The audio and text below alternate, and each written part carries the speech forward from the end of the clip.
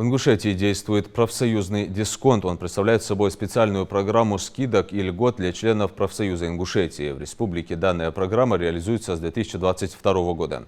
Объединение организаций профсоюзов региона в рамках программы заключило соглашение примерно со 160 партнерами, которые предоставляют скидки членам профсоюзов. Список расширяется. Недавно было заключено туристическое соглашение, благодаря которому члены профсоюзов могут отдохнуть на Черноморском побережье со скидкой на 20–30%. На данный момент ведется работа с целью организовать материальную помощь для членов профессиональных союзов. Помимо этого, членам профсоюзов оказывается бесплатная юридическая и психологическая помощь. Для возможности воспользоваться скидками необходимо получить дисконтную карту члена профсоюза. Карта является бессрочной, а ее стоимость составляет 250 рублей. Оплату на себя берет профсоюз.